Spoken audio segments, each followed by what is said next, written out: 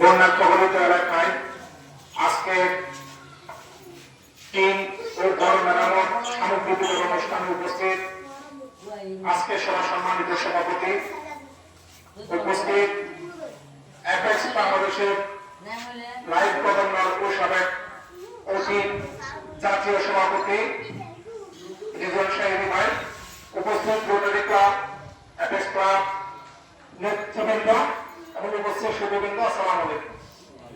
শুরুতে অ্যাপেক্স বাংলাদেশ জেলা টিমের পক্ষ থেকে সবাইকে শুভেচ্ছা জানাচ্ছি। আমি সর্বপ্রথম আন্তরিক ধন্যবাদ জানাচ্ছি রিজন সাহেব ভাইকে, যিনি রোটারি ক্লাবের এবং অ্যাপেক্স বাংলাদেশের যৌথ উদ্যোগে গত কিছুদিন আগে এই এলাকা একটা ত্রাণ সামগ্রী নিবেদন কর্মসূচি বাস্তবায়ন করেছেন, যেখানে আমার আসার সুযোগ পেয়েছে। আমি এই প্রোগ্রাম বাস্তবায়ন করতে এসে দেখেছি বাঁশখালীর মানুষ কত কষ্টে আছে, কৈশোরের মানুষ কত কষ্টে আছে। এর আগে আমরা সাতখালীতে প্রোগ্রাম করেছি, চকলেতে প্রোগ্রাম করেছি, বান্দরবনে প্রোগ্রাম করেছি। তবে এখানে এসেছে ফিলিংসটা হলো এটা, এখানে কিছু মাটির ঘর একেবারে বসে গেছে, এমন ভাবে বসেছে ঘরটা, ওই ঘরের মাটিগুলো সরানোর জন্য অনেক টাকা দরকার। এখন যে মানুষগুলোর ঘর বসে গেছে ওই মানুষগুলোর মাটি সরানোর টাকাও নেই। এই বিষয়গুলো আমরা মুভেন ভাই সহ আমাদের যারা রাজ্যের কেন্দ্র আছে, আমাদের রিজন সাহেব ভাই, ওনাদেরকে জানিয়েছি। ওনারা এই বিষয়কে গভীরভাবে উপলব্ধি করেছেন এবং উনি জানতে চেয়েছিল কিছু ছবি আছে কিনা।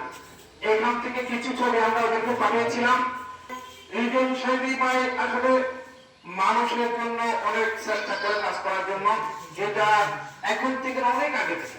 তবে এইবার উনি একনিষ্ঠভাবে এই ফিলিংসটা দেখে আপনাদের পাশে দাঁড়ানোর জন্য ওনার জন্য সহযোগী আছে, সবাই পক্ষপাতভাবে কাজে লেগেছে।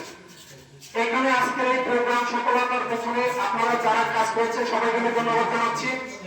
তবে এই প্রোগ্রামটা এখানে খুব এসেন্সিয়াল ছিল, কারণ বাঁশখালীর এই অঞ্চলটা আমরা এখন আমাদের সামনে দেখতে পাচ্ছি প্রচুর পরিমাণ পানি। এই ঘরগুলো যদি মেরামত হয়, তারা সুন্দরভাবে আবার পুনর্জীবন ফিরে পাবে, তারা আবার বসবাসযোগ্য একটা বাসস্থান পাবে।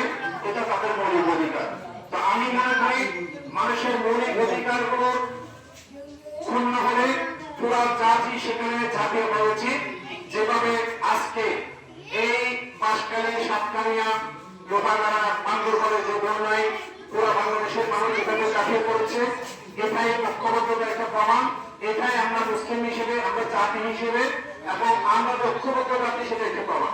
আমি আশা করব আপনারা যারা এখানে কাজ করছেন, আপনারা আল্লাহ আপনাদেরকে অনেক ভালো প্রতিদান দান করবেন। আর আপনারা যারা এসেছেন, আপনারা আপনাদের এই ঘরটা যারা মেরামত করে সুন্দরভাবে জীবনযাপন করতে পারেন, সুন্দরভাবে চলতে পারেন, সেই প্রত্যাশা করছি। আমি স্পেশালি আজকের এই আয়োজনে সর্বাত্মক সহযোগিতার জন্য মোহেন ভাইকে বিশেষ ধন্যবাদ দিচ্ছি, যিনি অক্লান্ত পরিশ্রম করে আপনাদেরকে বেছে আমাদের সামনে এনেছেন এবং আজকে প্রপার লোকদেরকে বাছাই করে উনি আনতে পেরেছেন। তো আমি আশা করব আল্লাহ প্রত্যেককে রক্ষা করুক, নিরাপদ জীবন দান করুক। হয়তো আপনারা আজকে বিপদে পড়েছেন, আরেকদিন আমরা বিপদে পড়বো। একে অপরের সব সময় সহযোগিতা করতে হবে। হয়তো আমরা এখানে যারা আছে সবাই টাকা শহরে থাকে, আজকে সকালে নামাজ করে একদম বলছেন, আজকে সকালে নামাজ করে 4:30 থেকে 5টা থেকে কিন্তু আমরা শহর থেকে বের হয়েছি। যেখানে শহরের মানুষজন দিনের 11টায় 10টায় বন্ধের দিন ঘুমতে ঘুরে, সেখানে আমরা 8টা 20 আপনাদের বাসায় যে প্রত্যন্ত অঞ্চলে পৌঁছে গেছি। সেই কেন? সেটা হচ্ছে হয়তো এক সময় ভূমিকম্পে পুরো শহর বসে করতে পারে, পুরো শহর টাকা নষ্ট ধ্বংস হয়ে যেতে পারে, তখন আপনাদের সহযোগিতা টাকা সহযোগিতা লাগবে। এখানে আল্লাহ প্রত্যেকটি মানুষকে এক অপরের পরিপূরক করে সৃষ্টি করেছে। তো আমি আশা করবো আল্লাহ আমাদেরকে যেন সেভ করে, আমাদের দেশকে যেন নিরাপদ রাখে, আমরা যেন দ্রুত সফলতার দিকে এগিয়ে যেতে পারি। একটা শান্তিপূর্ণ বাংলাদেশ, উন্নত সমৃদ্ধ বাংলাদেশ যেন প্রতিষ্ঠা হয়। সবাই কাজ করবো, একে অপরের দুঃখিত হবো এবং অপরের সুখে সুখী হবো। আজকে আমাদের বিভিন্ন কথা বলছে, আমরা একে অপরের সুখে সুখে, আপনারাও হাসবো, আপনারাও হাসবেন। আপনারা যে লোকগুলো এখানে এসেছেন বিশ্বাস করবেন কিনা জানি না, এগুলো যে সরকারের কত লোক, এবং বর্তমান চেয়ারম্যান, এদিকে ইঞ্জিনিয়ার সালিম ভাই, আমাদের নজর ভাই, যারা এখানে এসেছেন এগুলো সব কিন্তু বড় মাপের মানুষ, যারা আজকে আপনাদের সামনে এই সকাল 5টা থেকে ঘুমতে বুঝে আপনাদের প্রত্যন্ত অঞ্চলে এসে আপনাদের সামনে বসে আছে। তা আপনারা সবাই দোয়া করবেন ওনাদেরকে, ওনাদের পরিবারের জন্য, ওনাদের জন্য, সবার জন্য, যাতে আল্লাহ তাদেরকে নিরাপদ রাখে, আমরা সবাই জন্য নিরাপদ থাকি। ধন্যবাদ সকলকে। আসসালামু আলাইকুম।